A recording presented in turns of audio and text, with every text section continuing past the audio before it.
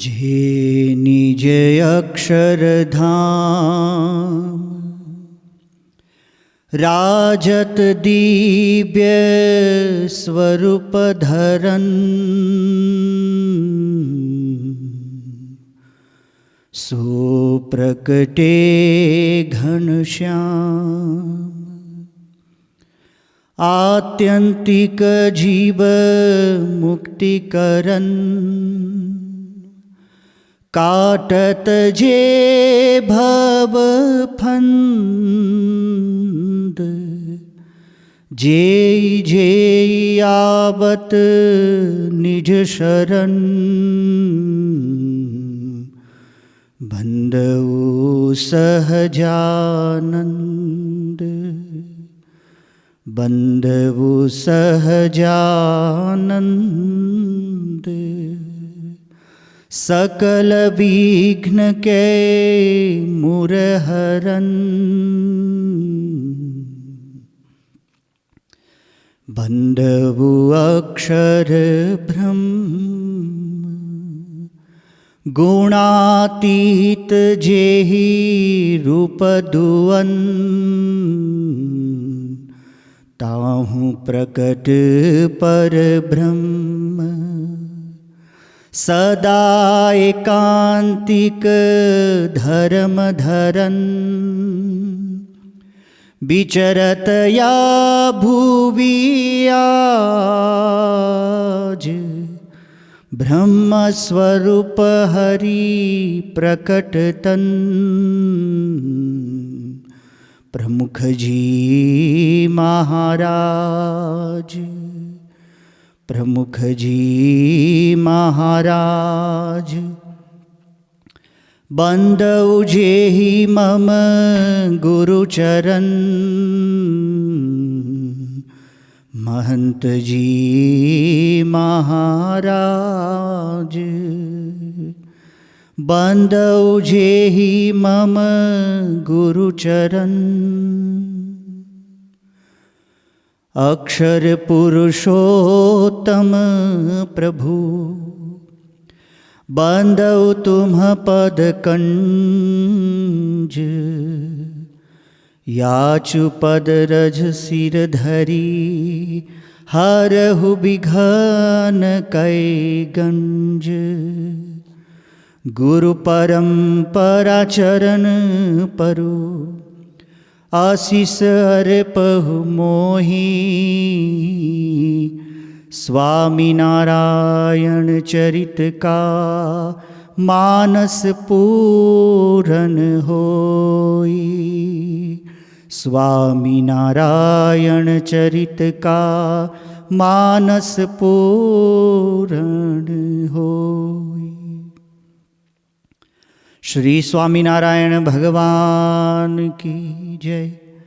अक्षर पुरुषोत्तम महाराज की जय।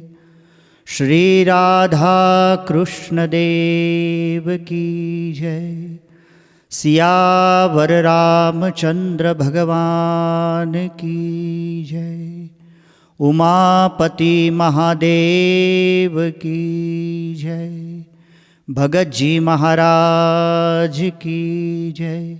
शास्त्री जी महाराज की जय।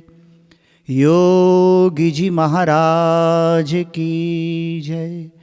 प्रमुख स्वामी जी महाराज की जय। महंत स्वामी जी महाराज की जय।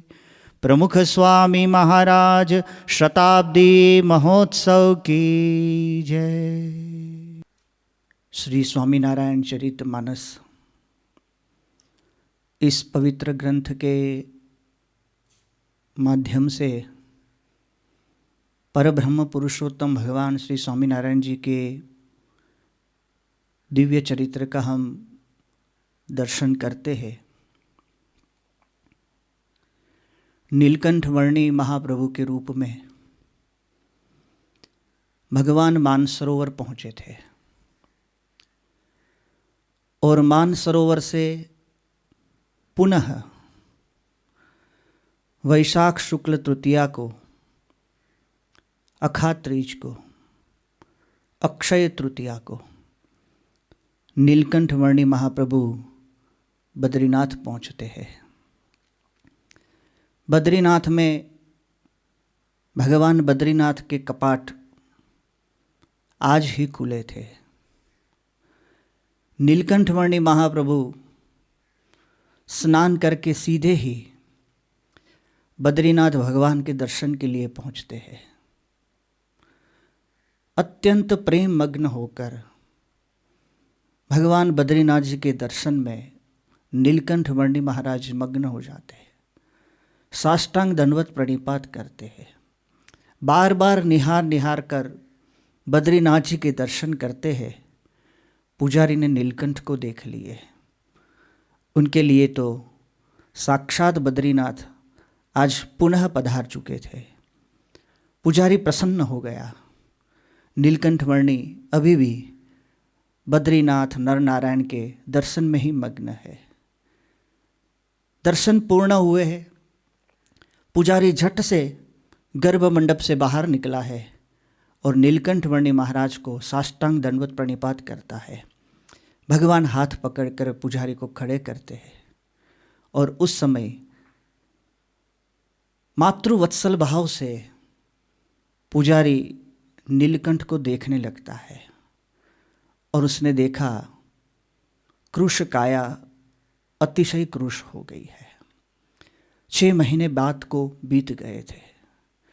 जोशीमठ से नीलकंठ निकले थे और बद्री वन होकर मानसरोवर की कठिन यात्रा करके पुनः आज बद्रीनाथ पधारे थे। अपने निवास में पुजारी नीलकंठ वर्णी महाराज को ले गया। भगवान को बिठाकर बद्रीनाथ जी का प्रथम थाल नीलकंठ को परोसा। उनके प्रेम को देखकर बद्रीनाथ भगवान की प्रसादी को समझकर भगवान ने प्रथम निवाला लिया, उसको मुख में रखा और पुजारी के सामने देखकर नीलकंठ बोले, 6 महीने पहले अन्न खाया था, आज 6 महीने के बाद पुनः अन्न खा रहा हूँ। उनकी ये वाणी सुनकर पुजारी द्रवित हो उठा। उनके नेत्र में जल भर गया। पुजारी पूछने लगा, प्रभु कहाँ कहाँ जा आए? भगवान बद्रिकाश्रम का वर्णन करते हैं। तपोमयी नर नारायण देव का स्मरण करते हैं। नर नारायण के आश्रम में बैठे हुए ऋषियों का नामोच्चार करते हैं और भगवान मानसरोवर का वर्णन करते हैं। भगवान अपना वृत्तांत कह रहे थे। पुजारी स्वयं भगवान के श्रीमुख से ही भगवान के चरित्र को सुन रहे थे और उतने में पंजाब के महाराजा रणजीत सिंह जी वहाँ पर पधारे। महाराजा रणजीत सिंह जी ने दृश्य देखा। उन्होंने नीलकंठ वर्णी ब्रह्मचारी को देखे। उनका मन प्रेम से भर आया। 12 वर्ष की आयु नीलकंठ वर्णी महाराज की थी। अत्यंत तेजस्वी मुखारविंद था। प्रसन्न चित्त से वो पुजारी से कुछ बात कर रहे थे। शरीर खुला था। एक कटी वस्त्र पहना हुआ था। एक एक नाड़ी शरीर की गिन सकते थे, परंतु मुखारविंद अत्यंत प्रसन्न, तेजोमयी और आनंदित था। नेत्र कमल पुलकित थे। भगवान के हृदय में रोम रोम में प्रसन्नता थी। ये अलौकिक आकर्षण था। महाराजा रणजीत सिंह जी दंडवत प्रणिपात करते हुए नीलकंठ के चरणों में बैठ गए। महाराजा रणजीत सिंह पंजाब केसरी के नाम से जो प्रसिद्ध है, उनका जन्म सन 1780 में हुआ था। नीलकंठ से 1 वर्ष बड़े थे। हाँ, गुजरांवाला में उनका जन्म हुआ था, जो आज पाकिस्तान में है। उन्होंने सन 1799 में लाहौर को जीत लिया था। पंजाब को अपनी राजधानी बनाई थी। 1801 में वो राजा से महाराजा बने थे। 1802 में अमृतसर जीत लिया और हरमंदिर साहब जो है उसको स्वर्ण से मढ़वाया था। जो आज स्वर्ण मंदिर गोल्डन टेम्पल के नाम से प्रसिद्ध है। 1818 में पेशावर जीत लिया था। 1819 में जम्मू कश्मीर और आनंदपुर साहब को जीत लिया था। जालंधर दोआबा कब्जे कर लिया था। कांगड़ा अंबाला तक उनकी जीत थी और एक विशाल पंजाब की स्थापना करने वाले, शेरे पंजाब कहलाने वाले महाराजा रणजीत सिंह 12 वर्ष की आयु के जब थे तब उनको राज्य मिल गया था। उनके पिताजी पराक्रमी थे और उनके पास से उनको ये राज्य प्राप्त हुआ था। उनके पिताजी महासिंह जी जब ये 12 वर्ष की आयु के थे तब उनका देहावसान हो गया था और तब से ये राजा बने हुए थे। 1813 में मोहम्मद शाह के पास से कोहिनूर भी महाराजा रणजीत सिंह ने प्राप्त कर लिया था। और ऐसे पराक्रमी राजा और उनके पराक्रम और विजय के पीछे कोई एक आशीर्वाद था, भगवान का आशीर्वाद था। श्री नीलकंठ वर्णी ब्रह्मचारी का आशीर्वाद था जो उनको बद्रीनाथ में प्राप्त हुआ था। महाराजा रणजीत सिंह जी नीलकंठ के चरणों में बैठे हुए हैं। नीलकंठ प्रभु से उनका मिलन जब हुआ तब उनकी आयु 13 वर्ष की थी। छोटी आयु में ही उनको चेचक हो गया था, इसलिए बाईं आंख उनको गंवानी पड़ी थी। नीलकंठ के दर्शन मात्र से उनको इतना अपार सुख मिला, उन्होंने भगवान को कहा, भगवान ये सुख मुझे हमेशा कैसे मिल सकता है। नीलकंठ ने कहा, इस मूर्ति सहित सुख को हृदय में भर लीजिए, सुख अखंड आपके साथ रहेगा। जो आत्मा में परमात्मा का स्मरण अखंड करता है वो सदैव सुखी रहता है।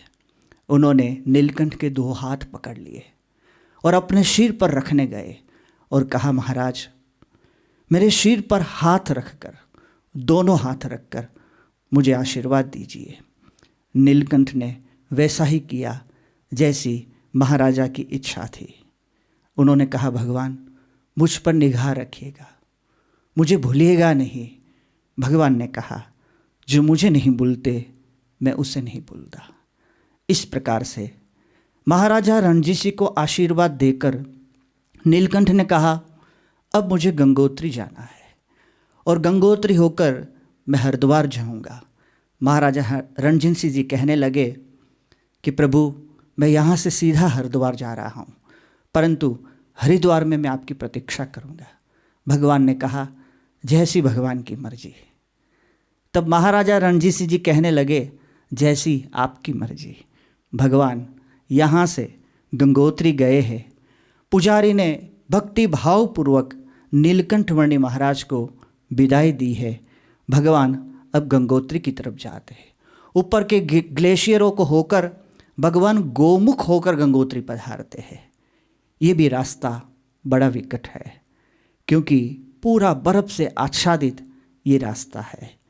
बदरी तई बटु हिम पथ लीना, गंगोतरी पथ गवनहु कीन्हा।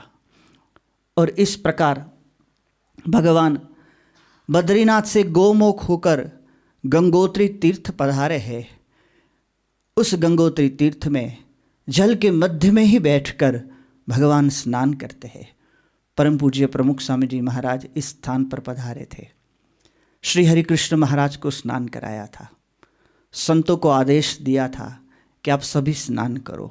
उस जल को अपने सिर पर भक्ति भावपूर्वक चढ़ाया था, जैसे नीलकंठ के चरण में से निकला हुआ वो पादोदक था।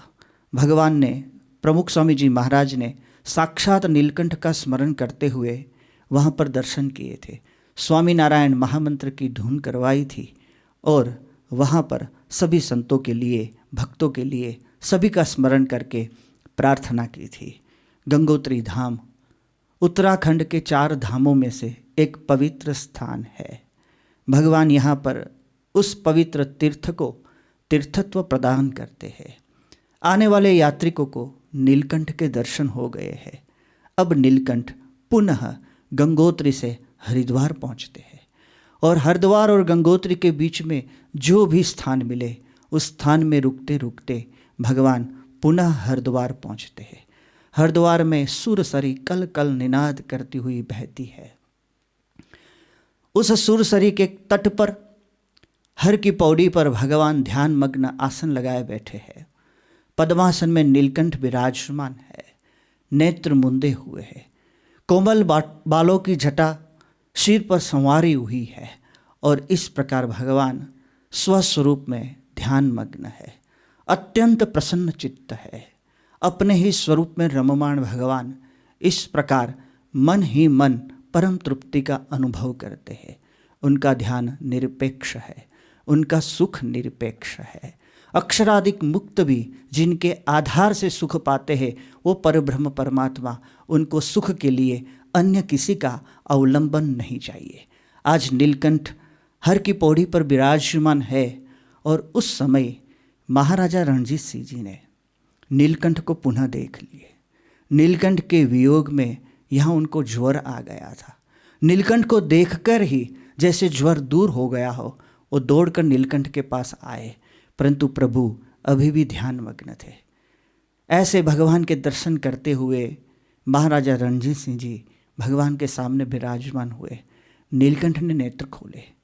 उस समय भगवान का प्रणिपात करके वो अत्यंत सुख को प्राप्त हुए। उन्होंने कहा, प्रभु ऐसा आनंद मुझे कब मिल सकता है जो आनंद आपके चेहरे पर है। भगवान उनके सामने देखकर हंसने लगे और भगवान ने कहा, जब तक व्यक्ति को आनंद के लिए, सुख के लिए पदार्थों की, स्थान की, वस्तुओं की और व्यक्तियों की अपेक्षा रहती है, तब तक वो सुखी नहीं अपितु दुखी रहता है। जिनको भगवान के सिवा अन्य किसी की भी अपेक्षा नहीं है, वही सदैव सुखी रहता है। इस बात को रणजीत सिंह अच्छी तरह समझ चुके थे। उन्होंने कहा, भगवान मुझे कोई आशीर्वाद दीजिए कि जिस आशीर्वाद के बल पर मैं हमेशा आगे बढ़ता रहूं। तब नीलकंठ वर्णी महाराज ने उनको सदाचार रूपी धर्म की महिमा कही। भगवान नीलकंठ ने उनको कहा, अहिंसा धर्म वो बड़ा धर्म है। आप राजा है, राजा से कल महाराजा बनेंगे, परंतु कभी किसी की हिंसा मत करिएगा। भगवान ने उनको राजधर्म भी समझाया। भगवान ने उनको कहा कि राजधर्म अलौकिक धर्म है। राजा प्रजा वत्सल होना चाहिए, राजा कभी क्रूर नहीं होना चाहिए। और इस प्रकार अहिंसा परम धर्म है, ये हमें समझना चाहिए। जो बुद्धिमान राजा है वो कभी विलासी नहीं होता है, इसलिए विलास से और भोगों से दूर रहे तो राज सुख में कर पाओगे और प्रजा भी आपके राज्य में सुखी होगी। भगवान ने अद्भुत आशीर्वाद दिए हैं और यही आशीर्वाद को लेकर महाराजा रणजीत सिंह जी ने महान विशाल पंजाब की स्थापना की थी। उन पर नीलकंठ वर्णी महाराज का पूर्ण आशीर्वाद था। उन्होंने मन में ये सोचा कि भगवान यदि आप चाहे तो मैं पंजाब का समग्र राज्य आपके चरणों में समर्पित कर लूँ। अभी वो मन में संकल्प ही कर रहे हैं।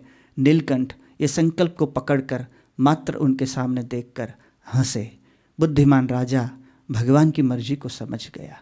उनको विश्वास था कि एक दिन नीलकंठ वर्णी महाराज जरूर पंजाब पधारेंगे।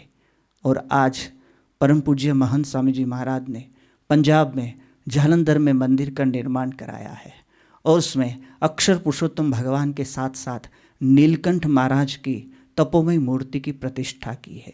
पंजाब के भक्तों आज भी नीलकंठ वर्णी महाराज का जलाभिषेक करके वही सुख पा रहे हैं जो पंजाब नरेश महाराजा रणजीत सिंह जी ने पाया था। इस प्रकार भगवान सबको सुख देते देते अब हरिद्वार से पुनः अयोध्या पधारते हैं। अयोध्या पधारने का उनका उद्देश्य मात्र इतना ही था कि नीलकंठ वर्णी महाराज को यहाँ से आगे नेपाल पहुँचना था और नेपाल में उनका लक्ष्य था, वो था मुक्तिनाथ धाम। भगवान को मुक्तिनाथ पहुँचना था और मुक्तिनाथ पहुँचने के लिए सबसे सीधा सरल रास्ता जो कोई हो तो अयोध्या से प्रभु बस्ती पहुँचे। बस्ती में हरैया गांव है और हरैया गांव से यदि नाक की नोक पर सीधे ही जो खड़े रहे नेपाल की तरफ तो सीधा ही वहाँ पर जो चलते जाए तो सघन वन को पार करके काला पर्वत मिलता है। उस काले पर्वत की तलहटी में ही वहाँ पर गंडकी नदी का स्थान प्राप्त हो जाता है। नीलकंठ को ये सभी कुछ पता था, इसलिए वो चाहते थे गंडकी के किनारे को प्राप्त करना। वो चाहते थे कि गंडकी के तीर तीर पर किनारे किनारे चलकर मुक्तिनाथ पहुँच जाना। भगवान यहाँ अयोध्या पहुँचे हैं। अयोध्या में कोई देख न सके, किसी को पता न चले, इस प्रकार से एक रात्रि जगन्नाथ कापड़िया के मंदिर में भगवान ने बिताई हुई है। और अगले दिन भगवान यहाँ से हरैया पहुँचते हैं। वरणी राट कृश तनुआत जावाह उत्तर दिश, मुक्तिनाथ को चाहत है तह तप करने मीश। मुक्तिनाथ को चाहत है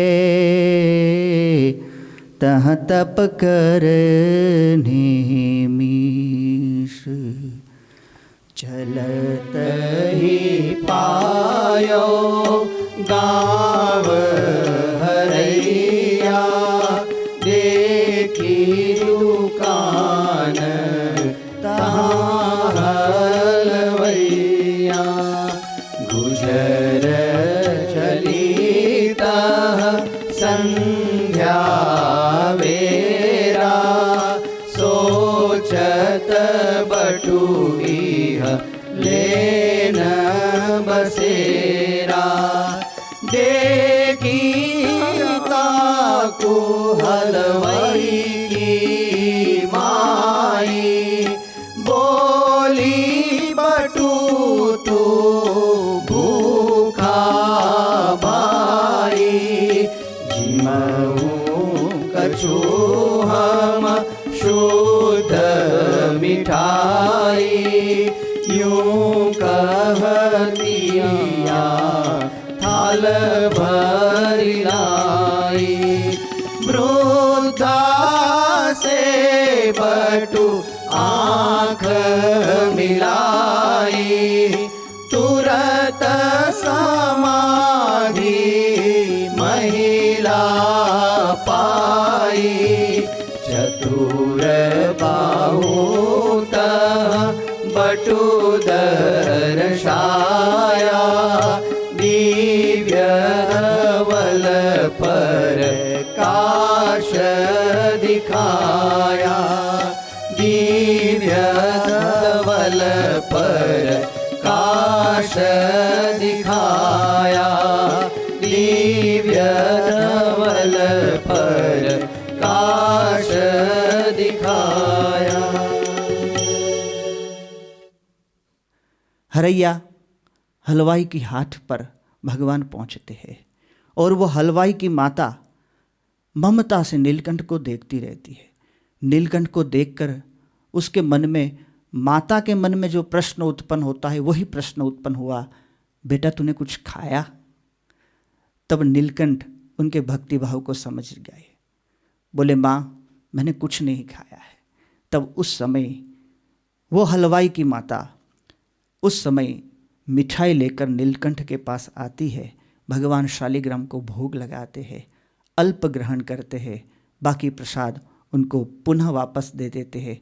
उस हलवाई की हाट पर ही एक रात भगवान विश्राम करते हैं।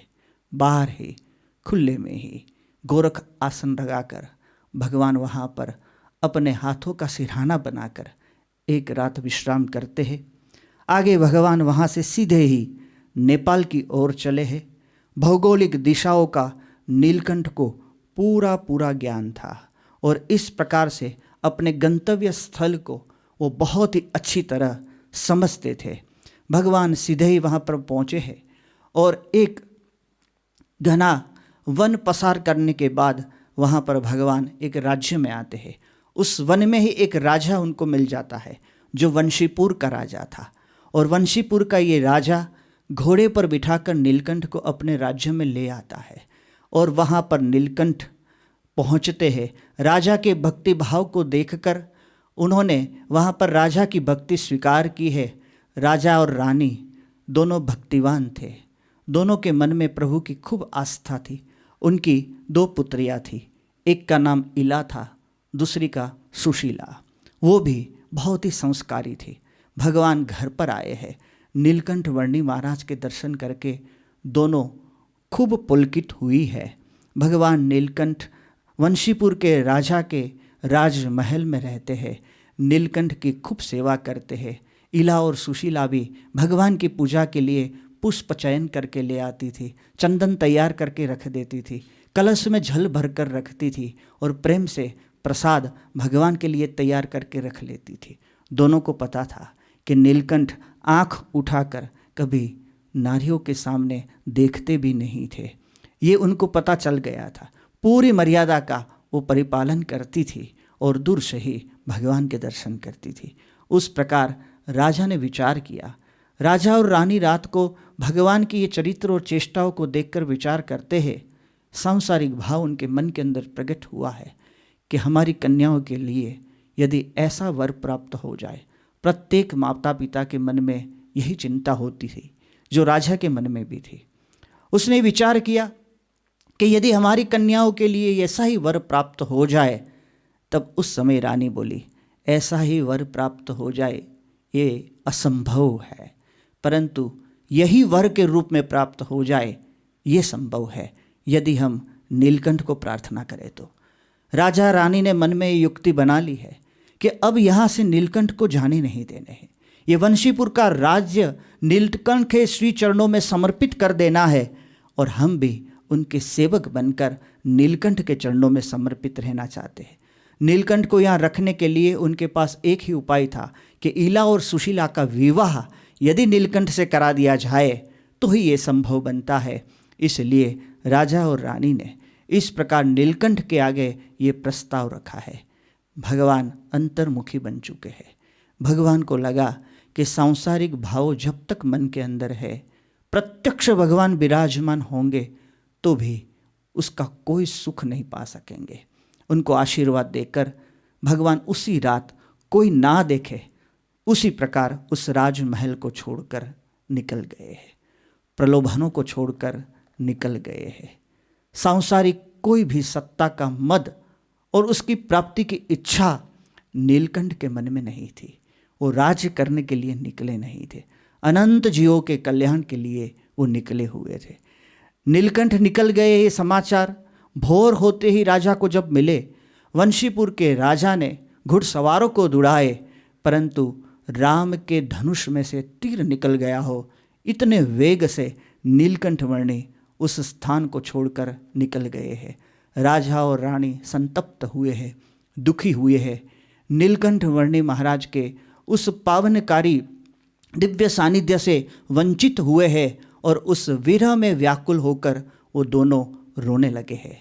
इला और सुशीला भी रोने लगी है और उस समय व्याकुल राजा की वेदना को अंतर्यामी नीलकंठ ने जान लिया और एक आकाशवाणी हुई। नीलकंठ ने आकाशवाणी के माध्यम से, देववाणी के माध्यम से नीलकंठ ने राजा को आश्वस्त किए और कहा कि सौराष्ट्र में माड़िया गांव के राज कुटुंब में आपका जन्म होगा और सत्संग का योग आपको मिलेगा और मैं संतों के साथ आपके निवास स्थान पर पहुंचूंगा। इस प्रकार से नीलकंठ वर्णी महाराज ने ये आशीर्वाद दिए थे। स्वामीनारायण चरित्र रत्नाकर करके ग्रंथ है, उसमें ये उल्लेख हमें प्राप्त होता है। इस प्रकार से वंशीपुर से नीलकंठ वर्णी अब मुक्तिनाथ की ओर अग्रसर बनते हैं। आषाढ़ी संवत 1850 आषाढ़ की वर्षा बरस रही थी। धरती पुलकित हुई है, वसुंधरा धन्य हुई है। प्रभु के पाद चिन्हों से अंकित होने का सौभाग्य आज इस प्रदेश की भूमि को प्राप्त हुआ है। निष्कुड़ानंद स्वामी जी ने गाया है, भाग्य मोटाए भूमि ना जिया हर्या फर्या हरियाप, पावन थई पृथ्वी हरिचरण ने प्रताप। भगवान के चरण के प्रताप से ये पृथ्वी वास्तव में पावन हुई है। भगवान अपने लक्ष्य की ओर निरंतर वर्धमान है। क्या काला पर्वत की तलहटी पर नीलकंठ को गंडकी मिल जाएगी और गंडकी नदी के किनारे किनारे भगवान मुक्तिनाथ पहुँचेंगे। बस अब यही एक अभिसंधान नीलकंठ के मन में है। लाखों मुमुक्षुओं को मुक्ति देने वाले जगन्नाथ भगवान आज मुक्तिनाथ की ओर वर्धमान है। पुलहाश्रम में तपश्चर्या करने का मन में उमंग बना हुआ है। पुलह ऋषि और भरत जी ने जहाँ तपश्चर्या की थी, ऐसे स्थान में एक दिव्य तप करके आज ये दोनों तपस्वियों को श्रद्धांजलि अर्पण करना नीलकंठ चाहते थे। सघन वन में नूतन मार्ग का निर्माण करते हुए नीलकंठ वर्णी महाराज आगे आगे ही जा रहे हैं। दिशाएं सानुकूल हो रही है, धरती अधिक कोमल बन रही है। वो भी चाहती है कोमल बनकर ही मैं आज नीलकंठ की सेवा कर सकूंगी। वृक्षों झुक झुक कर फल देने के लिए तत्पर बने हुए हैं, परंतु निष्पृही नीलकंठ वृक्ष के फलों को छूते तक नहीं है। वायुदेव नीलकंठ की इस चेष्टा को समझ गए, इसलिए उन्होंने नीलकंठ की सेवा करने के लिए फलों को हवा के झोंकों से नीचे गिराकर रखकर तैयार किए। नीचे पड़े हुए फल को नीलकंठ ग्रहण करते थे और इस प्रकार से वायुदेव फल के गिराकर नीलकंठ की सेवा करते थे। जूही, चंपा, चमेली आदि फूलों की शैया भी आगे आगे जाकर नीलकंठ के लिए तैयार कर देते थे। प्रकृति अपने स्वामी परमात्मा की सेवा में आज तत्पर बनी हुई थी और नीलकंठ जीवों को प्रकृति से ऊपर उठाने के लिए आज तत्पर बने हुए थे। सतत निरंतर 1 मास तक नीलकंठ चलते रहे।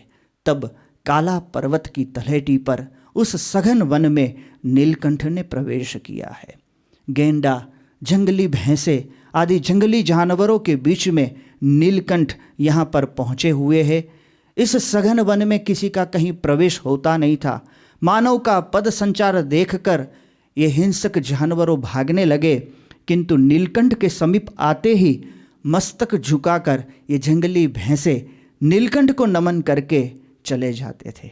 जंगली जानवरों को व्यक्ति परखने की इतनी बुद्धि है तो बुद्धिमान मनुष्य को कितनी होगी। काश मानव बुद्धि अहंकार से यदि कलुषित नहीं हुई होती तो इस प्रकार परमात्मा के ज्ञान से वंचित नहीं रह जाती। 3 दिन तक चलते चलते नीलकंठ थक गए हैं। ऐसे स्थान पर पहुँचे हैं कि वहाँ उनको जल भी नहीं मिला है और नीलकंठ मूर्छित हो गए हैं। थोड़े समय मूर्छित अवस्था में नीलकंठ वर्णी महाराज उस भूमि पर पड़े रहे हैं। बाद में स्वस्थ हुए और दूर एक नदी को देखी है। अपने शरीर को घसीट कर भगवान वहाँ पहुँचे हैं। शालिग्राम को स्नान कराया है, शालिग्राम को जल अर्पण किया है और बाद में स्वयं जल स्वीकार किया है। वह दिन था आषाढ़ी संवत 1850 का, श्रावण कृष्ण अष्टमी का। आज नीलकंठ वर्णी ने गृह त्याग किए 1 वर्ष 43 दिन हो चुके हैं। भगवान रीरी विजोर पहुँचे हुए हैं। रीरी विजोर वो ऐसा क्षेत्र है कि उसके निकट बालेवा गांव है। वहाँ पर गंडकी नदी मिलती है। जब ते बटु हिम पथ लिया, तीरथ सूने तमाम, तब ते अंतर चाह रहे, मुक्तिनाथ का धाम। तब ते अंतर चाह रहे, मुक्तिनाथ का धाम। नीली गंडकी सोहर छाया, तट नहीं छांडो यूं ठहराया। गंडकी पटु के सन्मुख धावे, जटिति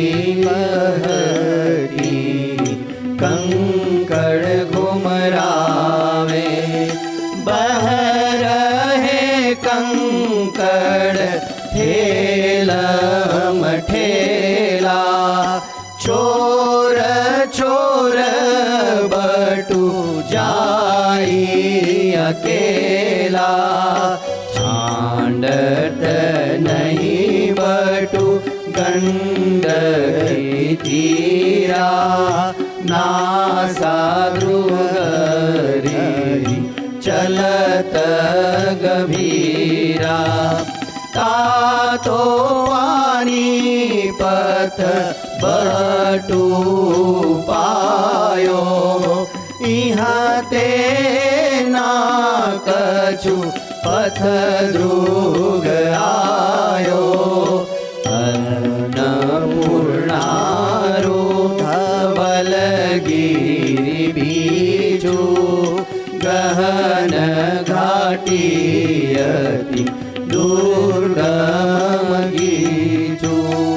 आमन सामन अचल विशाला, चहु मुख जरत रहे जल नाला। गंडकी तट पर करन कुचाहा, सो नहीं छांडत बटू तीन राहा। सो नहीं छांडत बटू तीन राहा। सो नहीं छांडत बटू तीन राहा। उत्तर दिशा में गंडकी के किनारे किनारे चलकर अन्नपूर्णा पर्वतीय क्षेत्र में अब नीलकंठ महाराज प्रवेश करते हैं। नीलगिरी धवलगिरी के बीच में दुनिया की सबसे गहरी घाटी है। अब नीलकंठ वर्णी वहाँ से गुजर रहे हैं। दोनों पहाड़ों के बीच प्रचंड प्रवाह से जल बह रहा है। हिमालय पुनः एक बार देव स्वरूप में प्रकट होता है। एक भयानक प्रवाह से नीलकंठ को अब गुजरना था। कोई किनारा नहीं था। जहरीले सर्प, केकड़े, कछुए और बड़ी बड़ी मछलियाँ उसमें थी। किनारों पर मगरमच्छ और घड़ियाल ताक कर बैठे थे।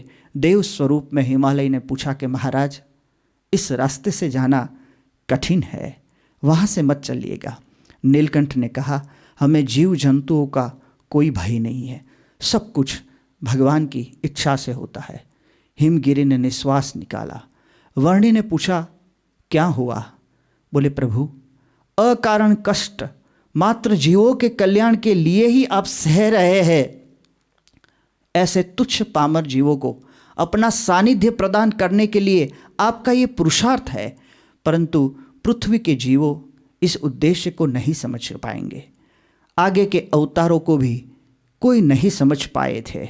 नीलकंठ ने कहा, यही तो जीव की माया है। कारण शरीर रूपी माया के कारण वो कभी भी परमात्मा के पुरुषार्थ को समझ नहीं सकता है, परंतु कारण शरीर रूपी माया को टालने का साधन मेरे पास है, जो मेरे अक्षरधाम से ही मैं इस धरातल पर साथ में लेकर आया हूँ।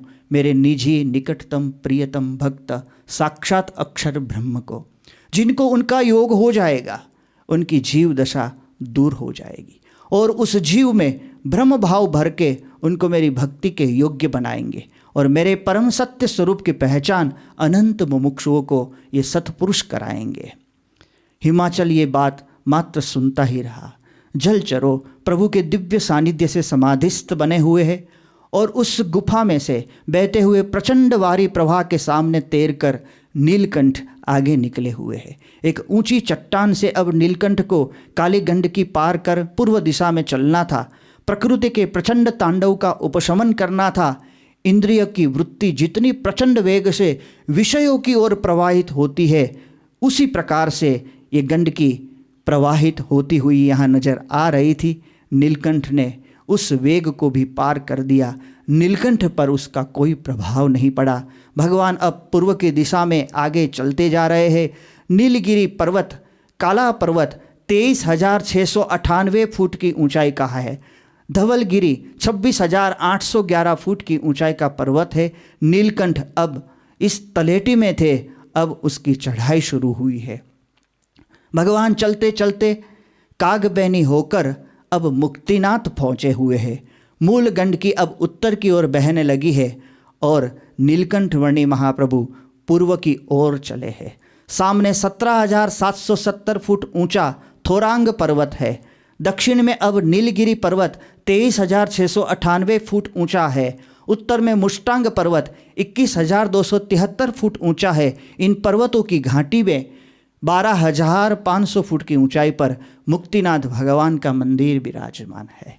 नीलकंठ वर्णी महाराज का यही तो लक्ष्य था। वर्णी धवल गिरि चढ़न लगे, उर में धैर्य अपार, ऊंचा जे 9 सहस गज,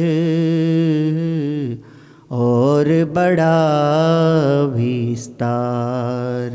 ऊंचा जे 9 सहस गज,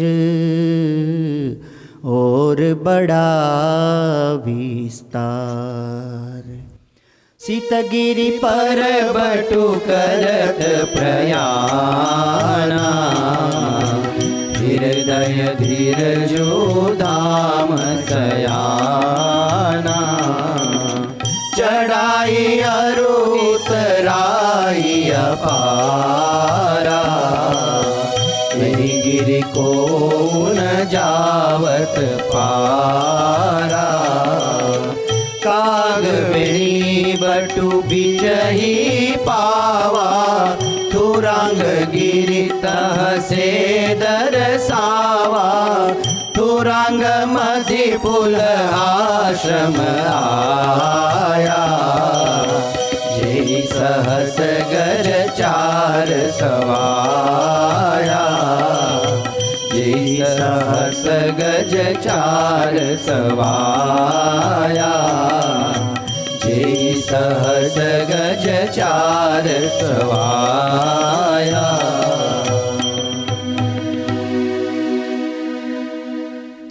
सुत ब्रह्मा का पुलह जे, यहाँ बसत बहुकाल।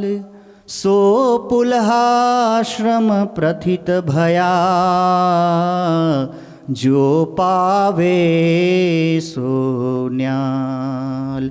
सो पुलहाश्रम प्रथित भया, जो पावे सो न्याल। नीलकंठ तह दर्शन कीना, मुक्तिनाथ पद सिर रख दीना। 12 वर्षी है बटुकाया, भई तपहि कुश पुनि न अधाया। भरत कुंड पर आयऊ बाला, शीला पीठ पर धरि मृग चाला। तापर बटु तप करन ठाना, उर न धरत हिम आंधी तूफाना। उर न धरत हिम आंधी तूफाना। उर न धरत हिम आंधी तूफाना।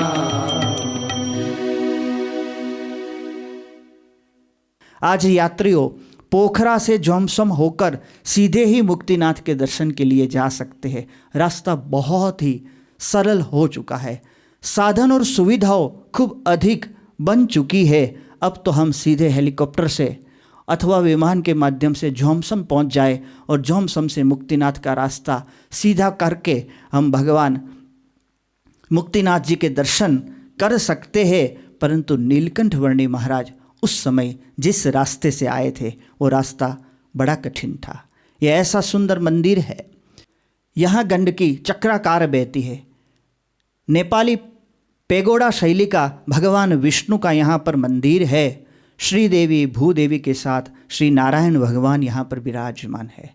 नीलकंठ वर्णी महाराज ने गोमुख में से बहती हुई धाराओं में स्नान किया है और ये स्नान करके भगवान श्री नारायण के श्रीदेवी और भूदेवी के साथ दर्शन किए हैं। यहाँ भगवान नारायण भी आज पुनः पुलकित हो उठे हैं। नीलकंठ वर्णी महाराज यहीं पर 3-3.5 महीना रहकर तपश्चर्या करना चाहते हैं। उनकी तपश्चर्या भक्तों के भक्ति, धर्म, ज्ञान, वैराग्य के गुणों की पुष्टि के लिए ही होती है। भगवान भरत कुंड पहुँचे हुए हैं। यहाँ भरत जी ने तपश्चर्या की थी, ब्रह्मा के पुत्र पुलह ने तपश्चर्या की थी। वो पुलहाश्रम इसी स्थान से थोड़ा नीचे है। भगवान ने भरत कुंड के समीप में एक शिला पर आसन जमाया हुआ है। बर्फ़ की वहाँ पर वर्षा होती थी। बर्फ़ की सिल्ली सीधी नीचे धंसती थी जब यहाँ पर चक्रवात आता था। ऐसे स्थान में भगवान गंडकी में स्नान करके ब्रह्म मुहूर्त में मुक्तिनाथ भगवान के दर्शन कर दोनों आजान भुजाओं को ऊपर उठाकर एक पैर पर खड़े रहकर नासिकाग्र दृष्टि रखकर भगवान वहाँ पर तपोमयी मुद्रा में ध्यान करते हैं। 12.25 साढ़े 12 वर्ष की भगवान नीलकंठ की आयु है। यहाँ पर निराहार रहकर मात्र वायु भक्षण करके 3.5 महीने तक नीलकंठ वर्णी तपश्चर्या करते हैं।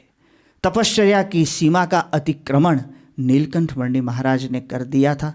भरत जी और पुरंजन के आख्यान को भगवान नित्य स्मरण में लाते हुए थे और इस प्रकार दोनों को याद रखकर साधकों को याद रखने लायक जो भी श्रेष्ठ चरित्र है उसकी प्रेरणा भगवान सभी को देते थे। यहाँ पर भगवान भक्ति में आते विघ्नों को दूर करने के लिए स्वयं तप करते हैं। भक्त की भक्ति में जो विघ्न आते हैं उसको दूर करने के लिए भगवान की ये तपश्चर्या होती थी। ऐसा उग्र तप अतीत में कभी किसी कोई विभूति ने किया हो, ऐसा पुराणों में और इतिहास में कोई प्रमाण मिलता नहीं है। सतयुग के शुभ गुणों का नाश हुआ था और कली काल में सतयुग के गुणों को प्रस्थापित करने के लिए ही ये नीलकंठ का संकल्प था।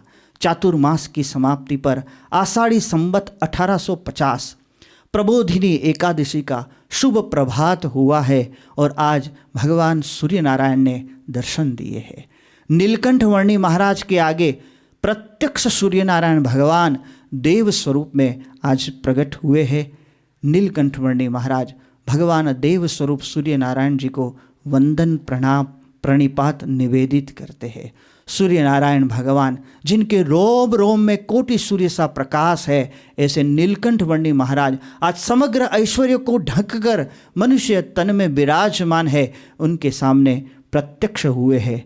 नीलकंठ वर्णी महाराज को कहने लगे, तुम्हारी तपश्चर्या से मैं प्रसन्न हुआ हूँ।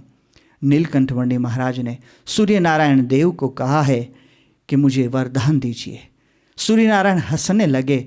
भगवान भास्कर कहने लगे, भगवान मैं आपको क्या वरदान दूँ, परंतु मैं इतना कह सकता हूँ कि आप सत्य संकल्प है, जो भी संकल्प आप करेंगे वह अवश्य पूर्ण होगा।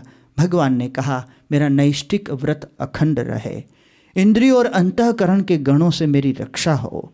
सूर्य नारायण ने कहा, आपका धाम प्रकृति पुरुष से ऊपर है और उस धाम की सदा निर्दोष मूर्ति आप मायातीत परमेश्वर सनातन ईश्वर साक्षात है।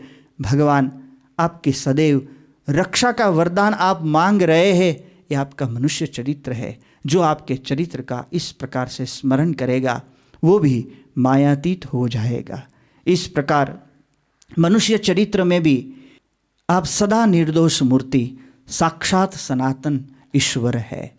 भगवान भास्कर कहने लगे, प्रभु मुझे एक आशीर्वाद दीजिए कि आपकी इस मानुषी मूर्ति में और आपके मनुष्य चरित्र में मेरी बुद्धि स्थिर रहे।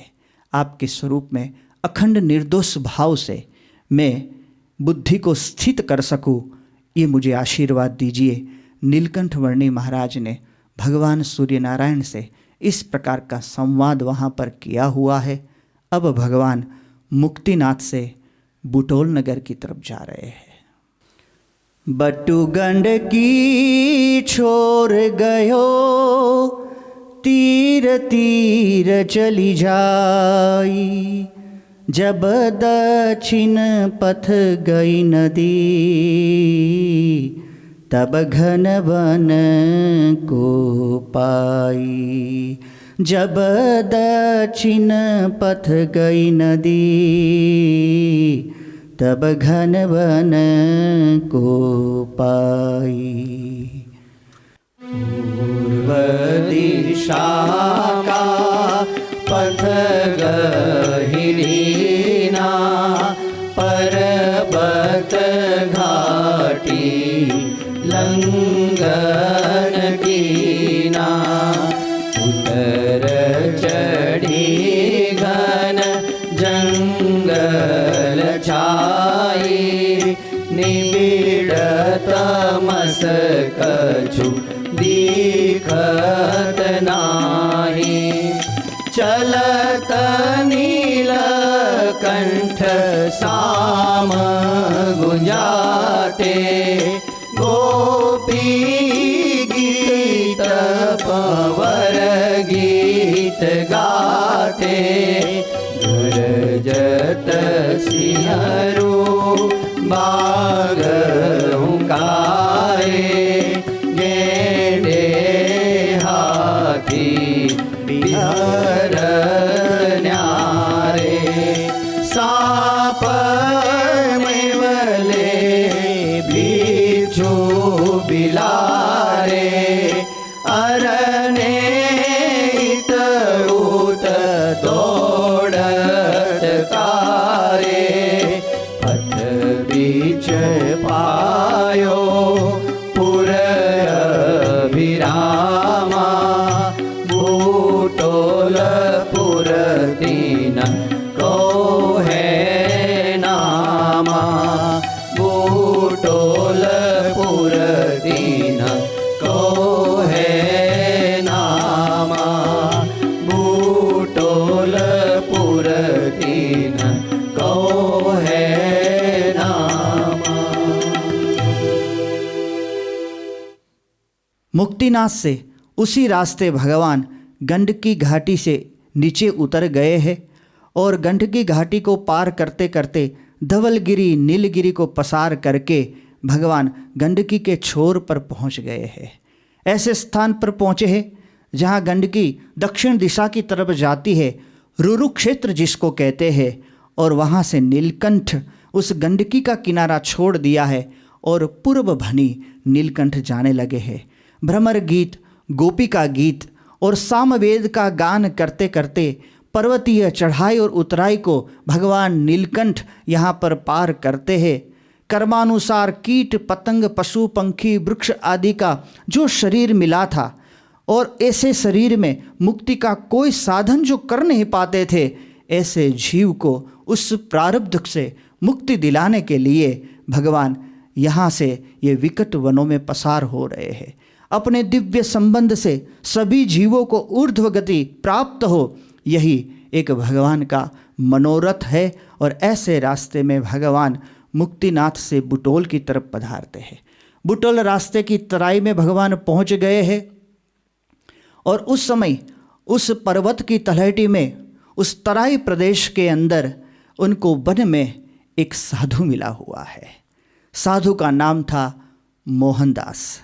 ऐसे अरण्य में किशोर अवस्था वाले नीलकंठ वर्णी महाराज को देखकर और स्वरूपवान बटुक को देखकर उसके हृदय में सांसारिक भावों का उपशमन होने लगा। साधु ने हाथ जोड़कर नीलकंठ वर्णी महाराज को नमो नारायण कहा। भगवान ने भी खूब विनीत भाव से और आदरपूर्वक उनको भी नमो नारायण कहा। नीलकंठ वर्णी महाराज ने साधु को पूछा, इस घने वन में किस उद्देश्य से आप घूम रहे हैं? तब साधु ने कहा कि भगवान की प्राप्ति के लिए साधना करने निकला हूँ, परंतु पथ भटक गया हूँ। आप किस उद्देश्य से निकले हैं? नीलकंठ ने कहा, जो भटक गए हैं उन्हें सही ठिकाने पहुँचाने के लिए मैं निकला हुआ हूँ। साधु ने देखा नीलकंठ के शब्दों में तेज था और एक साधक को प्रतीति दिला सके ऐसा दिव्य प्रभाव था। मोहनदास ने पूछा, भगवान की प्रसन्नता के लिए कौन सा साधन है जो मुझे करना चाहिए? तब नीलकंठ कहने लगे, भगवान साधनों से उतने प्रसन्न नहीं होते जितने अनन्य भाव से शरणागति लेने से प्रसन्न होते हैं। भगवान को अक्षराधिक मुक्ति के भी नियंता, सर्वोपरि परात पर परमात्मा जानकर उस प्रत्यक्ष परमात्मा का अनन्य भाव से आश्रय कोई ग्रहण करे तो भगवान की प्रसन्नता उस पर सर्वोपरि रूप से होती है और अनन्य भाव से भगवान की शरणागति ही सर्व से श्रेष्ठ साधन है। मोहनदास ने कहा, क्या परमात्मा आज प्रत्यक्ष मिल सकते हैं? नीलकंठ ने कहा, अभी मिल सकते हैं, जो प्रतीति आ जाए तो। जब ये जीव को भरतखंड में मनुष्य शरीर प्राप्त होता है तब भगवान और भगवान के धारक गुणातीत सतपुरुष संत पृथ्वी पर अवश्य प्रकट होते ही है। जिस जीव को उस स्वरूप की पहचान हो जाती है वो भगवान का भक्त कहलाता है। मोहनदास को ये सारी बातें खूब अच्छी लगी। ज्ञान की बातें उन्होंने खूब सुनी थी। भारी शब्दों के आडंबरों से भरी हुई कई वाणी उसने सुनी थी। कई बार शास्त्र और ग्रंथों से रटी रटाई हुई वाणी भी उन्होंने सुनी हुई थी, परंतु निस्वार्थ भाव से परमार्थ की और शास्त्र की सच्ची बात और सच्ची साधना बताने वाले पूर्ण रहस्य को आज उसने पल भर में नीलकंठ के सानिध्य में पा लिया था।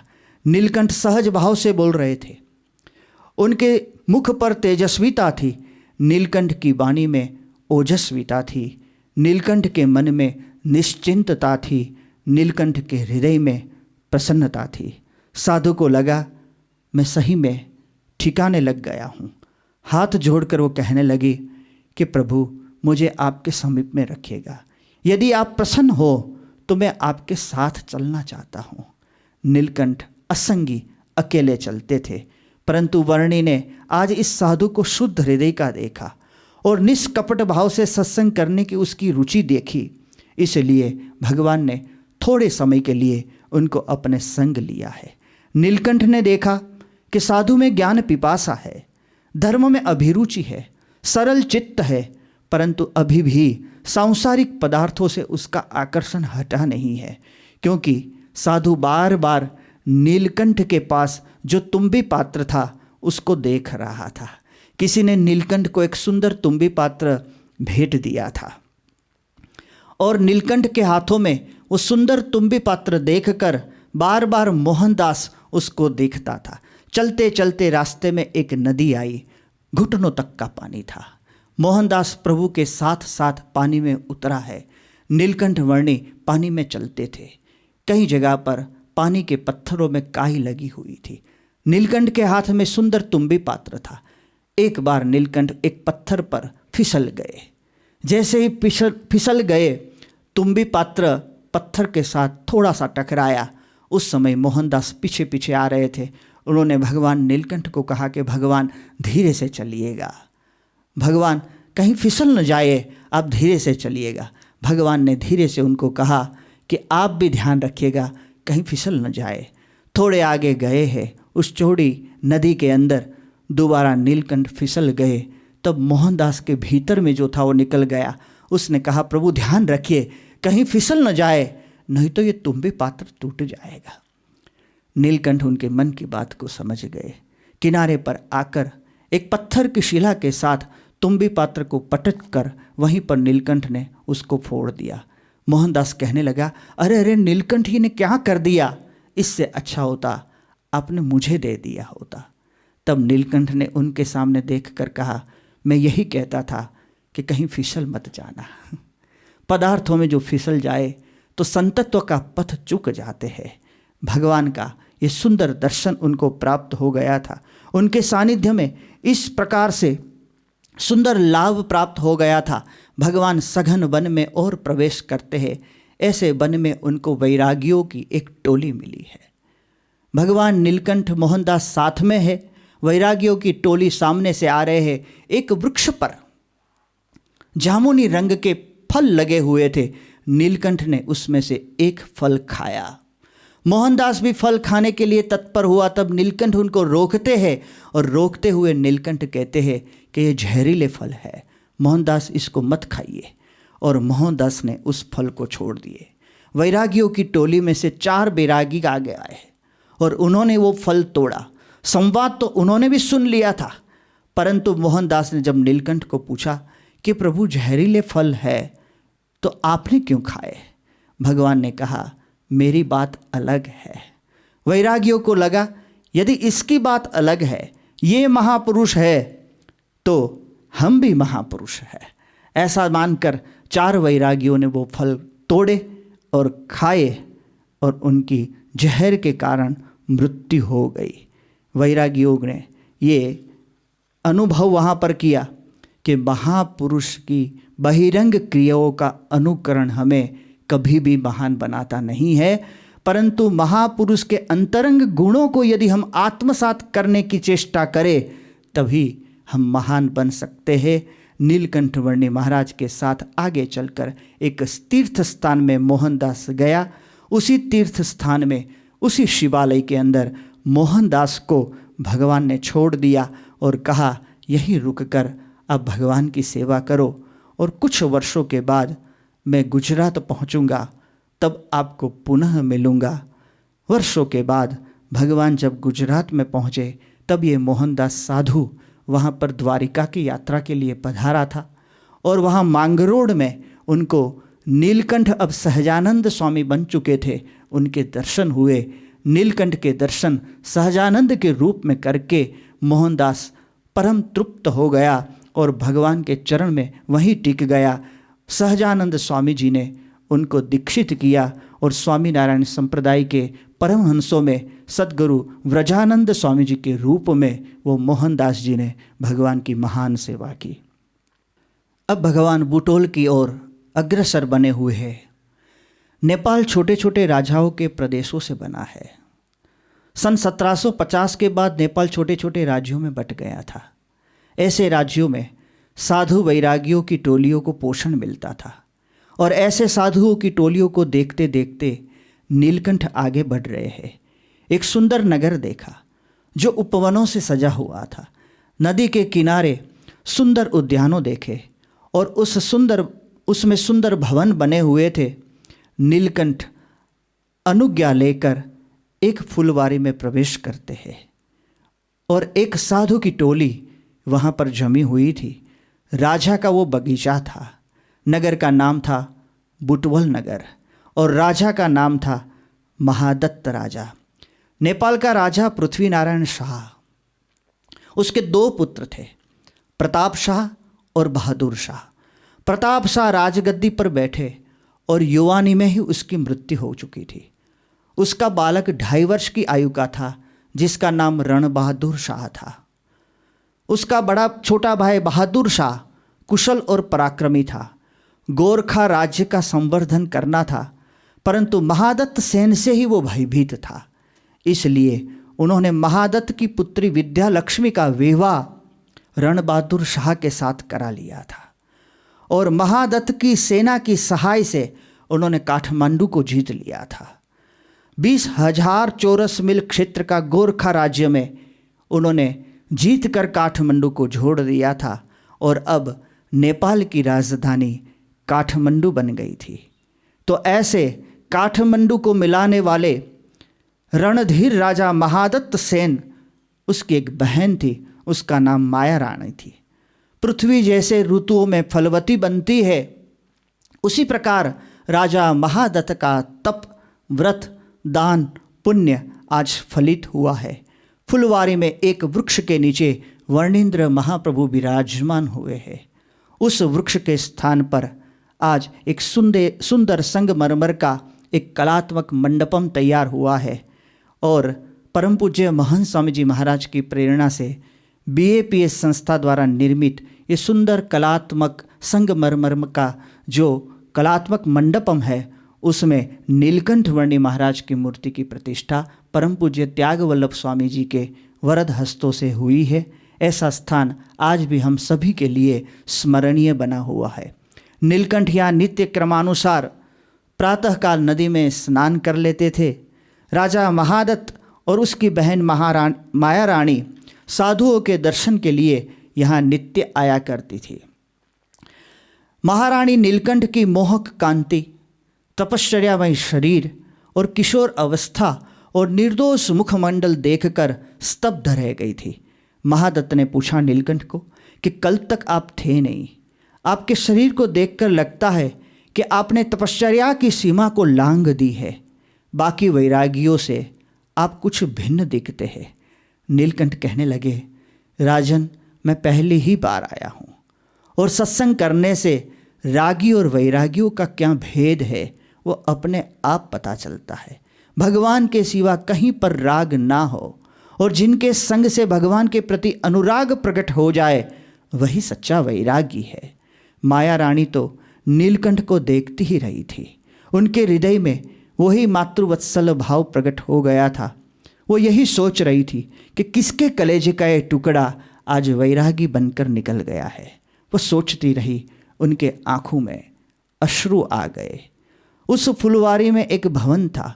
वो आग्रह करने लगे कि नीलकंठ यहाँ रहे। अनुचरों को ये आदेश भी दिया कि नीलकंठ की सेवा और संभावना विशेष रूप से करे। नीलकंठ नदी में स्नान करके प्रातःकाल रोज नित्य पूजा करते थे। वहाँ ध्यानमग्न अवस्था में बैठ जाते थे। अनुचरों ने देखा कि नीलकंठ पूजा करके अल्प जितना ही कुछ फल फूल ग्रहण करते हैं। ये सच्चे साधु है। महादत्त सेन नीलकंठ के दर्शन करने आते थे। नीलकंठ वर्णी महाराज उनको भगवत कथा सुनाते थे। आत्मा की ब्रह्म के साथ एकता करके परब्रह्म की दास भाव से भक्ति करने की बात एक बार नीलकंठ ने उनको कही और नीलकंठ ने कहा, ये मनुष्य शरीर जो हमें प्राप्त हुआ है वो आत्मा की ब्रह्म के साथ एकता करके दास भाव से परब्रह्म परमात्मा की भक्ति करने के लिए ही प्राप्त हुआ है। महादत्त ने आज तक सोहम अहम ब्रह्मास्मि अयम आत्मा ब्रह्म इस प्रकार की कथाओं को ही सुनी थी, परंतु यहाँ आत्मा, ब्रह्म, परब्रह्म ये तीन अलग अलग संज्ञा सुनकर उन्होंने अपने ज्ञान के जो संस्कार थे उस अनुसार ही एक प्रश्न पूछ लिया है कि प्रभु, आत्मा ही ब्रह्म है और ब्रह्म ही परब्रह्म है, तो दास भाव से भक्ति करने का तात्पर्य क्या है? नीलकंठ ने कहा, शास्त्र में जहाँ जहाँ अध्यात्म वार्ता आती है वह किसी की समझ में नहीं आती और सभी भ्रमित हो जाते हैं। जीव, ईश्वर, माया, ब्रह्म और परब्रह्म ये पांच तत्व नित्य है, अनादि है और भिन्न है। भगवान स्वामीनारायण जी कहने लगे नीलकंठ वर्णी महाराज कि यदि इस प्रकार मायातीत जब हम बनते हैं तब ही भगवान की भक्ति का खरा अधिकार हमें प्राप्त होता है। शुद्ध वेदांत की अद्भुत चर्चा आज नीलकंठ वर्णी महाराज ने महादत्त के सामने की है। आज तक उसने शुष्क वेदांत को सुना था, परंतु आज अक्षर ब्रह्म के साथ एकता करके परब्रह्म की भक्ति वही सर्वश्रेष्ठ बात है, ये उसकी समझ में आ गया था। नीलकंठ वर्णी की आध्यात्मिक महत्ता और उनके स्वरूप के परभाव का एक ही क्षण में महादत्त को निश्चय हो चुका था। महादत्त की एक पुत्री थी, सखियों के साथ वो भी फुलवारी में इस प्रकार घूमने आया करती थी। नीलकंठ का संयम, संयमित दृष्टि और वृत्ति, ये दोनों का दर्शन ये सुकन्या ने कर लिया था। इसने घर में यही बात कही कि नीलकंठ को अन्य वैरागियों से अलग अपने महल में निवास दीजिए। राजा महादत्त ने खूब आग्रह किया है और माया रानी भी खूब आग्रह कर कर नीलकंठ को अपने भवन में ले जाती है। बुटोल पत्तन के आगमन का नीलकंठ का हेतु यही था कि माया रानी के पूर्व जन्म के बलिष्ठ संस्कार उदय हो चुके थे, उनको अपनी सेवा का लाभ प्रदान करना, राजा महादत्त सेन की भक्ति को स्वीकार करना और इस प्रकार उनके अंतःकरण में अंधकार दूर करके स्वयं विराजित है ऐसा दर्शन देना। भगवान यहाँ से विदा हुए हैं। महादत्त सेन ने पुनः विदा हुए भगवान को रोक लिए हैं। उनके आग्रह से भगवान रुके, परंतु तुरंत ही बाद में यहाँ से नीलकंठ वर्णी महाराज ने विदाई ली है। बुटोल से भगवान मातारीपुर पहुँचे हैं। मातारीपुर में एक धन लालची राजा लोभ के कारण वहाँ पर कई साधु संतों की सेवा करता था। नीलकंठ वर्णी महाराज ने सच्चे ज्ञान से उसके लोभ का समाधान किया है और मान के स्वरूप का दर्शन शरद पूर्णिमा को एक प्रसंग उपस्थित करके मूर्तिमंत मान का दर्शन सभी को कराया था। ऐसी अलौकिक लीलाओं को करते करते, सबको सुख प्रदान करते करते भगवान अब मातारीपुर से पोखरा के रास्ते पर जाते हैं। उसकी एक सुंदर दिव्य कथा कल हम सुनेंगे।